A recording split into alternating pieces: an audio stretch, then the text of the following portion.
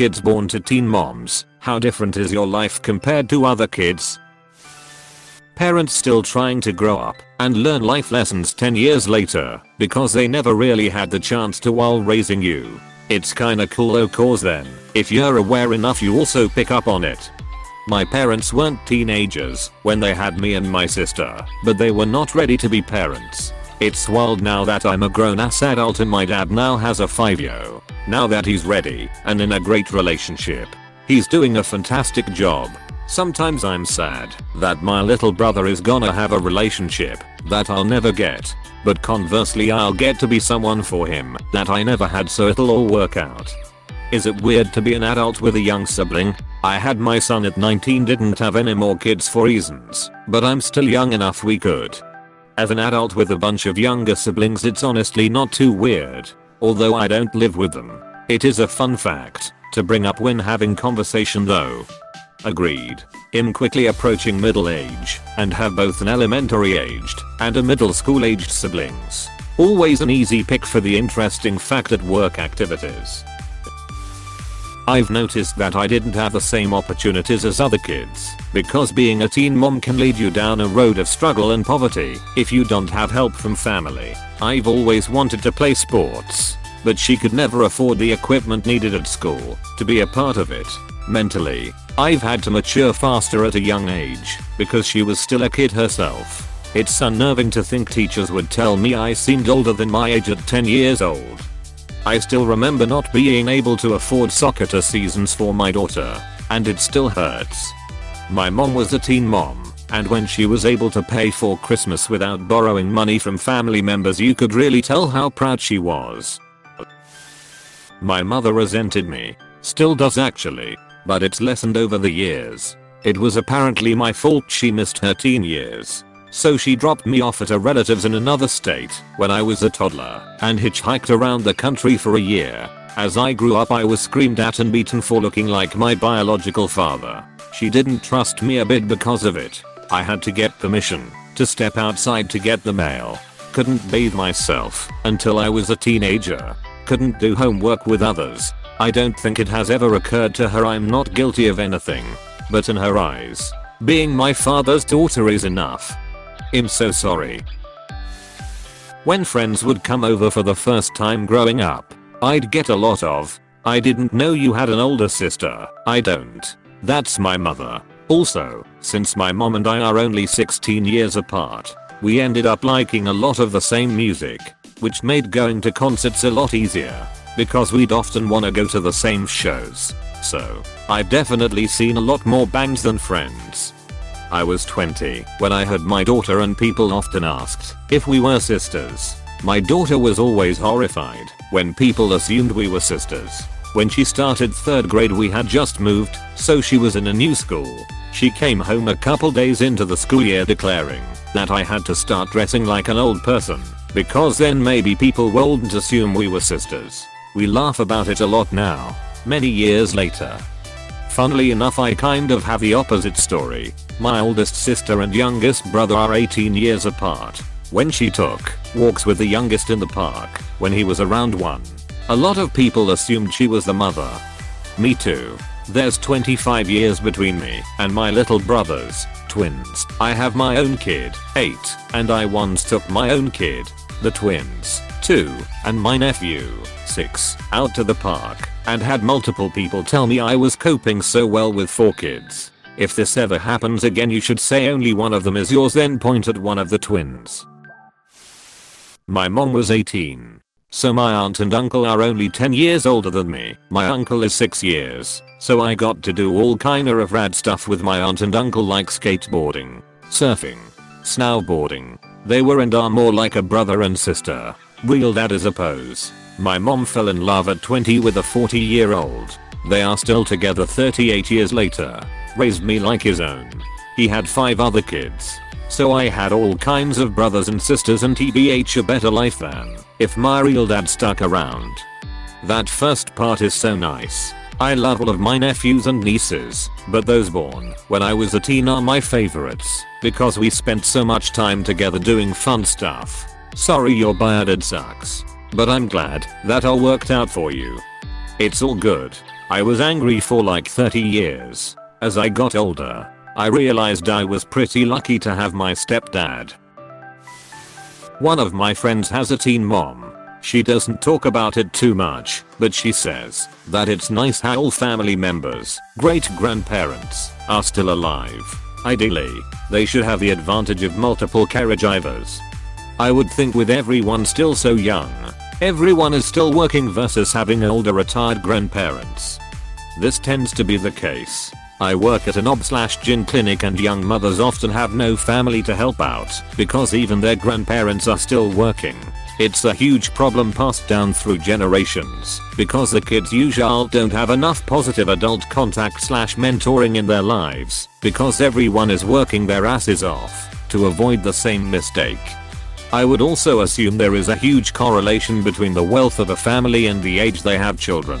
It's really a vicious cycle of poverty, poor education and then being forced into working your ass off in a shit job at a young age because you have a child and your family is poor, thus making you poor. It's horrible. My mom and I are really close. She had me at 14. Growing up, I noticed a lot of my friends didn't get along with their moms. I always thought she was really relatable. We go eat, go shopping, get coffee, gossip, just hang out. She worked a lot, sometimes multiple jobs at once. So I felt like I did less extracurricular than my friends. But I was pretty happy growing up. She is always concerned with money. I'm starting to notice that she's not very good at saving money or planning retirement and whatnot. I once asked a family friend, now that us kids are grown, how are my parents still living paycheck to paycheck? She explained that, in her opinion, my mom basically skipped learning how to take care of herself as an adult. Instead of learning how to effectively adult, she focused on taking care of her kids. I will forever be grateful for my mom and the hard work and sacrifices she endured to raise me and my siblings. I agree with this. I was 19 when I got pregnant. Was definitely not ready to have a child. I have money at the end of every paycheck, but I'm terrible at saving. I focus very heavily on making sure my 2 children have everything they need and are signed up for activities that I wasn't able to participate in. My credit isn't the best either, but that's due to medical debt from my oldest being special needs, which I'm working on. I hope that by the time they are older I'm able to help them navigate finances like I was never shown how to. Yep. I feel like I've learned so much from experience that I make sure I talk to my kids about the things I didn't learn until becoming an adult. I went to school with a girl who had her first child at 14. She had 2 more before graduation. At the age of 28 she became a grandmother. The child-born's great-great-great-grandmother was alive and only 82. If she lives until 96, she can meet her great-great-great-great-grandkid. I feel like that's approaching some human record. That would be like Jonathan Joestar meeting Jarline. That'd be amazing. But not in the real life context here. Now it's the perfect context. Johanthon comes from the Victorian period and Jarline is from the modern era. It highlights how far apart they are. I was born in 1964 when my mother was 16. Grandparents adopted me, so I'd have a name. Father's family paid for the hospital bills and that was it, because they didn't want to ruin his chances to go to VMI. Mother had 3 other kids from at least 2 other men, and tried to treat me like a little sister, although a girl in 3rd grade decided it was her duty to tell me I didn't really have a daddy. 3-bedroom country farm with 4 kids. Grandparents and mother with her pedo husband was a constant fight, complete with fists and screaming almost daily. At least we could go outside. Lost a brother to a gunshot when stepfather cheated on mother and left gun down while he was leaving. Other brother accidentally shot him. Mother continued to treat me like a sister until she decided she wanted to be a mother. My grandmother was the one who raised me and the one I consider my true mother. When she died, she left me the land with her house on it, and my mother tricked me into signing it over to her. I was very naive. She accused my straight-edge goth white kids, in their 30s now, of being on drugs because they wore black, and has held a remark one made about moving away when I was 16 against me to this day. My father sent me $50 when I graduated and $100 when I got married the first time. and I had no idea he was even my father until I was 23. I would have liked to have had a different childhood. Edit. Your loss some wonderful people. Thank you to those who had kind and healing words. Hugs to those in need of a little extra. My ex didn't know her father was her father until she was like 16. Yet he was a family friend the whole time. Like WTF. Mine always acted weird around me. I thought he was just a strange hippie guy. Well, he actually is lol. He still is a strange hippie, but he used to be, too. Indeed. Me and my partner, gay couple, raised his niece's son from 6 months to 18. She was so immature when she had him at 16. She decided to feed him less so he would not use up so many diapers. Bad move. He calls us dad and papa. Calls his mom Kathy. He is now 26. Love him dearly. Good for you. He's lucky to have you in his life. I was primarily raised by my grandparents after age 5 because my mom couldn't handle the responsibility and my dad wanted nothing to do with us. She neglected me, literally played World of Warcraft, and slept all hours of the day. There were times when I'd miss school because she wouldn't get up, or I would have to eat uncooked frozen waffles because I was so hungry. I had to grow up really quickly because of that. When my grandparents moved us in it was better, but she always acted more like a sibling. When she lived with us, she would argue with me and steal my things and go on and on about how everyone thinks she's my sister and not my mom. She tried to squeeze some more youth into her life when I was young, always partying and drinking and coming home ducked up. She constantly brought me around her trash boyfriends, including a stalker, a man who is now white supremacist, and a man who got convicted of sexually assaulting his ex-stepdaughter who was the same age as me during their relationship.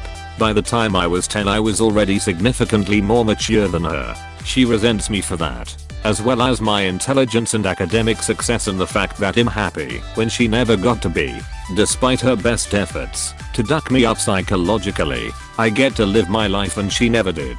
She started doing drugs at some point in there, not sure when, but she stopped and got her life together when she got pregnant with my little brother. Didn't last long. She's in rehab now, and my little brother is a victim to the same circumstances that I was. She hasn't grown at all. Having me at a young age must have stunted her growth or something, because she's the most immature person I know. She tried to make it all up to me when I was 18 by taking me on a trip to Europe, but she ended up losing my passport and then left without me while I had to figure out how to return to the US all by myself. Goes to show how little changed. My whole childhood I felt like an outsider because of her. I'm from a middle class suburb with more nuclear families than not, so everyone treated me like some alien. Or they'd look at me like I was a heartless bitch if I said I don't celebrate Mother's Day, or if I couldn't remember her birthday. I could sense the caution people used around me, like I was covered in cracks and would shatter instantly if someone even looked at me funny.